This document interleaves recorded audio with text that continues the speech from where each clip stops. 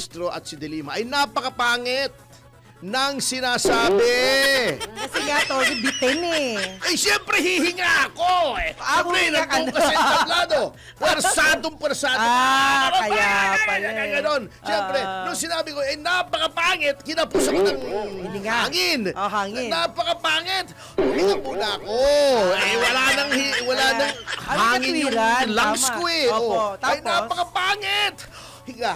Nang sinasabi, dinugtungan ko naman agad, wala pang 3 seconds eh. Ay, palagay ko siya naman, hindi niya narinig yung kadugtong. Oh, di naman, imposible. Bago sabi ko yan, si Percy Sandanya ay tabingi! Attorney, bagay sa'yo pala yung gupit na ganyan? Sa Davao ko to Parang pinagupit ano, eh. Ang parang tawag biglang- daw dito ay Ala. durian cut. Durian. Ito mo mukhang durian yung mukha ko. Durian ka talaga. Ay, grabe ah. Oh, hindi, wala kasi ako magawa roon. Dapat, nung linggo, magpapagupit ako. Kasi nandoon ako sa Davao. Friday to Sunday. Eh, ang dating ko, madaling araw ng linggo. Ang bilis mo, no? Usually, linggo ako dumarating. Linggo ako nagpapagupit. Doon sa barbershop. Siyempre, linggo eh. Opo. Kaya lang, since merong gap, nung Opo. nagkaroon ng, Saturday, Opo. ay nagkaroon ng gap kasi yung parada sa umaga and then yung umaga kasi ay araw ng Davao, official yon. Pagdiriwang ng Foundation Day ng Davao. Sabay yung Davao Day sa birthday ni PRRD nagkataon. Yung hapon, marcha, alas 4. So natapos ng alas 12 yung sa araw ng Davao. Opo. So nag-lunch kami and then balik muna sa hotel para magpahinga. Eh wala akong magawa sa hotel. Maghanap ako ng barbershop. Yan, nagpagupit Barbershop ako. napunta po. Yan. Sabi ko medyo maiksi kasi mainit. Pero ang ganda, bagay sa'yo pala ganyan, sir. Majinit Jackson. Oh, yeah. Kasi dati mo buhok is gupit binata, ganun yun. Oo. yung gupit binata. Ibabalik ko pa naman pero pinaganito ko muna habang kasagsagan ng init. Marso eh. Di ba? Sa ibang init sa Davao, humid eh. Humid, oo. Pero attorney, ang dami nagre-reklamo sa akin. Bakit? Masyado daw mataas ang Ako mataas. Hindi. Kalokohan naman. ang palitan na ng peso to, ang dollar to peso. Ano bang balita mo ngayon? Ano na daw po, 60.69. Sobra na daw po yun. Magsi-61 na. Kaya kawawa yung mga nandito Sa sa history Pilipinas. natin ngayon ang nangyari iyan ay alien pike. Ay siya. Ang naabutan ko, ang naaalala ko nung bata ko, 1:7. Opo. Oo, yun ang naaalala kong palit ng dolyar.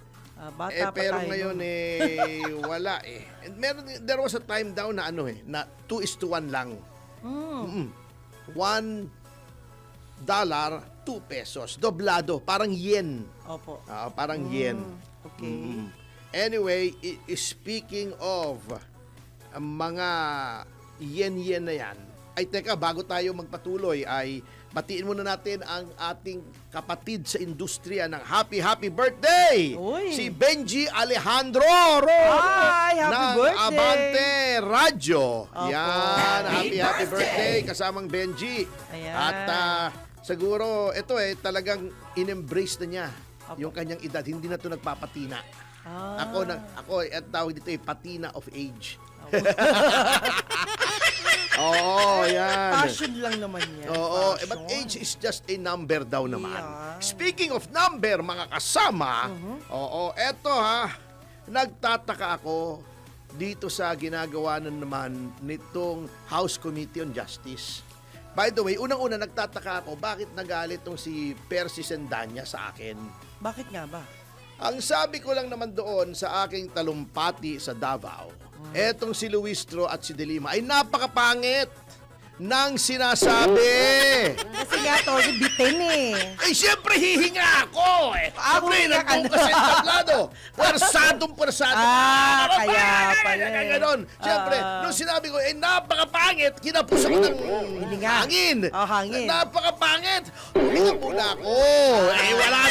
Wala nang hangin katwiran, yung lungs tama. ko eh. Opo, Ay, tapos? napakapangit. higa ng sinasabi. Dinugtungan ko naman agad, wala pang 3 seconds eh. Ay, palagay ko siya naman, hindi niya narinig yung kadugtong. Oh, di naman, imposible. Bago sabi ko yan, si Percy Sandanya Ah. ay tabingi ang pangangatwiran. Huminga rin ako. Siyempre, ka rin doon. tuloy-tuloy, persado, gigil na gigil ka mag-speech eh. Eh, bakit nagalit siya? At bakit sinasabi niya, ang sinasabi ko ay yon, bakit nagalit siya? At hindi baling magalit ka, pero dapat ang sagot mo, hindi tama yung sinasabi kong, pangit yung sinasabi ni Luistro at ni De Lima sa nabaluktot sa batas, sana binanggit niya ibatas. Oh. Diba? Hindi tama yung sinasabi ni Atty. Topacio na hindi pangit yung sinasabi ni Luistro at ni De Lima dahil ayon sa batas ganito, ilagay mo yung argumento mo. Ayun. O hindi tama yung sinasabi ni Atty. Topacio na tabingi ang aking pangangatuwiran sapagkat gano'n. Anong sinabi niya? Dugyot, manyak. Yung ba naman debate? Lalo tuloy tayong naniniwala na tagilid ang kanyang pangangatwiran. Kasi hindi siya nangatwiran eh. O paano natin sasabihin hindi pantay ang kanyang pag-iisip, ha? Kung gano'n ang argumento niya, sasabihin niya sa akin, dugyot, manyak. Yun ba naman ay legal argument? Mali yun. Dapat pangmatanda ang argumento. Oo, Pambata yun eh, yung mga bata, ganun para eh. tayong grade 3, pero si Sandanya eh, di ba? Oo, ikaw naman, oo. Mhm. Pero Tony, next time, huwag nyo naman bibitin eh. Hihinga nga ako eh. Anong tingin mo sa akin? Yun talaga tingin nila sa atin para tayong Bakit? Ano ba? nabibitin sila sa Ngayon, mga... masabay, mahirap yung Pahayag mo. nabibitin. Opo. Ayaw na ayaw ni... Mabibitin. ayaw ni Laila de Lima yung nabibitin. Ay, grabe! Patay tayo dyan! Oo. Di ba kung ikaw ay na-offend dahil nabitin lang ng ilang segundo, hindi ba parang inamin mo? Naku sir, pasensya na kayo. Masyado kayong bigot. Pambira naman yun. Huminga nga eh. Kayo ba hindi kayo huminga pag nagsasalita Ayan. kayo? Pag nagtatalumpati kayo sa tribuna, hindi ba kayo huminga? Siyempre, pag kumakanta, di ba, ang tawag dyan sa kanta ay phrasing, di ba? Ayan. Breath control. Di ba? Halimbawa, kakanta ka ng, di ba, ng nananabik. Puso ko sa'yo'y nananabik. Oh, di ba? Ganun ka. Ayun, Oh, pwede, di ba? pwede. May katwiran kayo. Pwede. Okay. Anyway, speaking of House Pwede Justice mabitin. Committee, Okay. ito ang kinakataka ng marami. Aha.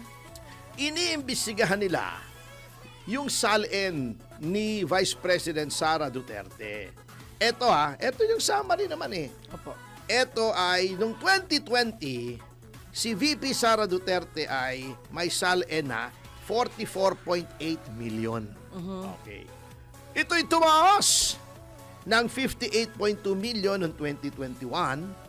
Noong 2022, 71.7 million. At noong 2023 ay tumaas ng 77.5 million. Okay. Sa makatuwid baga ay 97% ang itinaas. Opo. Di ba? Halos dumoble. Ngunit ito ay may paliwanag Yeah. kung saan ang galing negosyo, yung law practice ni Man Scarpio. Opo. Dati naman bago pa naging VP si Sara ay practitioner na talaga si Man Scarpio. Ngunit mga kababayan, parang nagtatalumpati ako sa tribuna. Hihinga ulit ako ha, baka sabihin nyo bitin. Etong si Pangulong Marcos, Ha? noong 2020 at 2021, Okay. bago siya maging Pangulo, ang net worth lang niya, ang salin lang niya, ang dineklara niya ay 203.8 million. Okay. Tama naman, di ba ga? Kasi noong 2020 naman, 2021, wala naman siyang hanap buhay. Opo. Ewan ko kung minana niya yun, etc. Wala naman tayong problema roon. Ngunit, noong 2022, noong naging presidente siya, at Opo. take note, presidente lamang siya from 2022, June, hanggang December, so kalahating taon lamang pa siyang nagiging Pangulo, ang 203 million niya ay naging 960.7 million. Oh, malaki, di ba? O, 700 million ang itinaas sa isang taon. Sa Okay. isang taon. Oh. At yung 2023, yung last available na SALN niya, Opo. ang kanyang net worth na ay 1.157 billion. Naging bilyonaryo po habang Pangulo si Pangulong Marcos. Noong siya ay hindi umuupo bilang Pangulo, ang kanya lamang yaman ay 230 million nung pagkatapos ng isang taon at kalahati lamang na siya ay Pangulo. Siya ay naging bilyonaryo. At hindi imbestigahan. O, ang taas ng kanyang yaman ay 575%. 575% times 5. 5 doble ang kanyang yaman mula nung siya ay hindi Pangulo hanggang 1 taon at kalahati pa lamang na siya ay Pangulo. Si Speaker Romualdez naman, mga kababayan, noong 2020, 475 million ang kanyang yaman. At yun din ang kanyang yaman noong siya, noong 2021 sapagkat siya ay congressman lamang naman. Oh, di ba? Wow. Ngunit, ito ay consistent hanggang 2023. Opo. 475, naging 493 million. Ngunit, mga kababayan, noong 2024, nung siya ay speaker na ng 2 taon at kalahati, Opo. naging 3,465 million ang kanyang yaman, mga Sus, kababayan. Mario. Sa makatuwid bagay, 628%, 6 na doble, halos 7 ang itinaas ng kanyang yaman. Oh. Bakit, mga kababayan, ay hindi ito imbestigahan ng House Justice Committee? Palakpakan, palakpakan. Palakpakan. Yun, kampanya na, ano? Eto pang isa, mga kababayan, si Ombudsman Remulla. Natatawa ako sa sarili ko. Parang ano eh. Ano ba yan? Parang, Ang- sige. Na kasaad sa kanyang 2025 na SALN, ang kanyang yaman ay 441.7%, mga kababayan. Tumaas ng 2,000% mula nung 2005. Bakit, mga kababayan, hindi rin imbestigahan ng House Justice Committee? Palakpakan! Kaya, mga kababayan, tama na. Ay, nako, Tony. Para nangangampanya na eh. No? Talagang ano, talagang... Thank you! Thank you! Maraming salamat! Kaya sa susunod na halalan na yan, ano ba yan? Aha. Pero attorney, sa mga pamimili na kung sino ang iimbestigahan at iimbestigahan, sino po ba ang dapat masunod? Eh, selective po nga. Kita nyo nangyari. Yun. Yung mga finailaban kay VP Sara Duterte, yun ang umusad. Yung kay Pangulong Marcos, may ebidensya. Yung sa amin nga, ayaw tanggapin eh. Opo. Can you imagine that? Ayaw tanggapin. Eh, kahon-kahong ebidensya ang inilabas namin. Eto, ngayon pa lang sila naghahanap ng ebidensya. Kaya nga sabi ko, labag po yan sa konstitusyon, nagiging fishing expedition. Mm-mm. Kaya sabi ko, this is hindi lang fishing expedition, fishy expedition pa to. Mm-mm. Pero mo, Aha. sufficient informant substance, ngayon ka lang maghahanap ng ebidensya, hahanapin mo yung SALN, hindi wala ka palang anong tawag dito, certified true copies ng SALN. Ayun. At etong mabigat, eto nagtataka ko. Eto opinion ko lamang naman. Ayoko namang sabihin mas magaling ako sa ating legislatura. Di ba tumaas ng husto ang presyo ng mga produktong petrolyo. Yes. Dahil nga doon sa gera, hindi naman Opo. natin kasalanan. Sabi nga ni Ping, ay kasalanan ni Trump. Kaya ang payo ko kay Ping, punta ka sa White House at mura-murahin mo si Trump. Kasalanan pala niya eh. Ba't doon ka mangangawa sa Senado? Ayaw mo imbestigahan yung flood control. Si Trump ang iimbestigahan mo. O, patawag mo si Trump kung gusto mo. Sabi naman ni Gipo, buksan daw ang Strait of Hormuz. Samantalang narinig ko yung isang panayam niya, wala daw naman tayong kakayahang magpadala ng mga barko roon para eskortan yung mga barko roon. So payo ko kay Gibo, pupunta siya sa Strait of Hormuz. Yun, magpalutang-lutang siya sa gitna. Sasabihin niya, huwag yung harangan! Baka wish lang yung attorney. Wish Iumpog lang. niya yung noo niya roon sa mga haharang. Anyway, di ba ang nangyari ay tumaas nga ang mga presyo ng Yes. produktong petrolyo at nag-certify ng urgent ang ating Pangulo na yung bill na iaangat yung excise tax. Yeah. Oo, ang kinakataka ko ha, okay naman ito. Ipaliwanag natin ha. Yung batas na yon, yung naipasa, yung Republic Act 12316, yan, ay nagbibigay sa Pangulo ng kapangyarihan na suspendihin o bawasan ang fuel excise tax kapag dumating na sa isang level yung Dubai crude oil. Oh, yeah. Halimbawa, dumating na sa 80 dolyar. US dollars ito kasi Yes. US dollars denominated ang crude oil eh. Opo. Pwede niyang bawasan ito. At itong kapangyarihan na to ay hanggang Disyembre 31, 2028. So matagal-tagal din. Okay din Tagal naman. pa. Oo. At ito, kapag kanyang tinanggal yung excise tax, maaring mabawasan ang presyo outright 6 to 10 pesos. So okay naman ito. Okay naman ito. Oh. Lamang ang nangyari ay ang tatamaan ang gobyerno. Oh. At sinabi na nga ng Department of Finance, mga 125 billion daw, billion Ang mawawala. ang mawawalang revenue kasi excise tax to tax.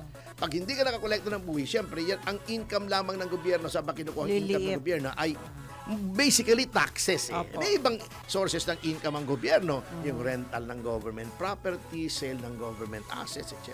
Pero usually taxes yan. Oh. Eh, hindi na natin afford ito dahil ang mga pondo ng gobyerno ay ninakaw nga. Oh, at yung 124 billion, kayang-kaya namang saluhin ng gobyerno yan. Kung hindi trilyon nga ang ninakaw eh. Ha? Yun ang problema rito sa excise tax. Nagtataka ako kung bakit hindi pa ginawa yung urgency ng remedial measures para malunasan yung pagtaas ng bigla ng mga prices of petroleum products na i-reinstate yung oil regulation o magkaroon ng oil price stabilization fund katulad nung dati, Opo, di ba? opo. Sapagkat itong oil deregulation, ito po ay 1998 na tanggal batas. yung OPSF, nagkaroon ng Okay. Republic Act 8479. Anong nangyari? Ito hindi ko, baka sabihin nyo, nagmamarunong tayo, hindi ko po ma-explain to ng detalyado sapagkat hindi ko ito expertise. Opo. So, basic lang po ang ating itatalakayan dito. Ang oil deregulation ay yung pagtanggal ng control ng presyo ng langis. Kasi dati, noong panahon ni Marcos hanggang 1998 is panahon ni Pangulong Ramos. Kung hindi ako nagkakamali. Kasi June 1998 naging Pangulo si Erap. Pagkatapos ng eleksyon, natalo niya si Joe de Venecia. Diga. Yun. Okay. Dati kasi, merong control. Halimbawa, sasabihin ng hindi pwedeng basta magpresyo ang mga oil companies ng gusto nila. Sasabihin ng gobyerno, eto presyo, 7 piso. Dati, 7 piso, 1 litro. Yan. Lahat yan, pare-pareho. 7 piso, kahit saan ka pumuntang gas station, 7 piso. Oh. 1 litro ng gasolina. Ngayon, paano pag tumaas ang langis? Yung sa excise tax, may iniipon sila, parang yun yung paluwagan. Parang butaw.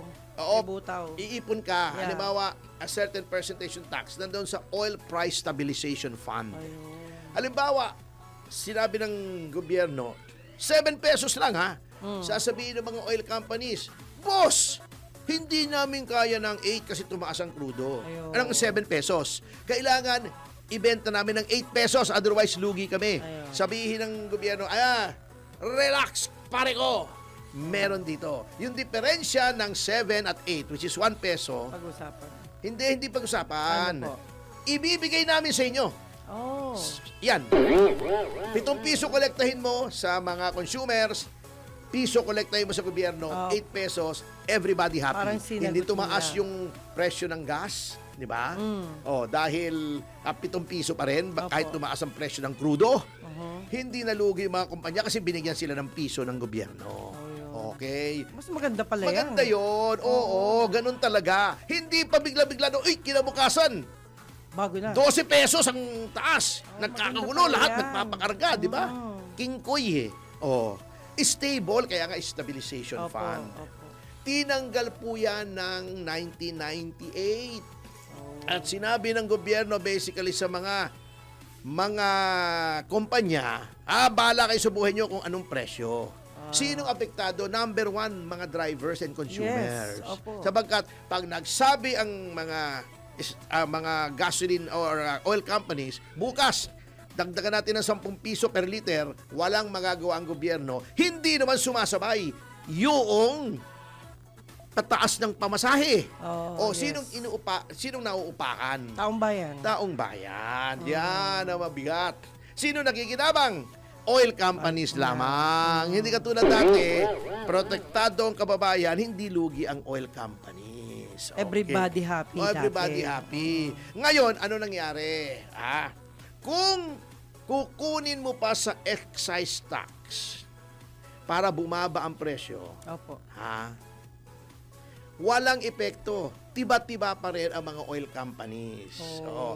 Ang bumaba lang ay 10 pesos. Kung 120 diesel, magiging 110. Wow. Mataas pa rin. Yun ang problema.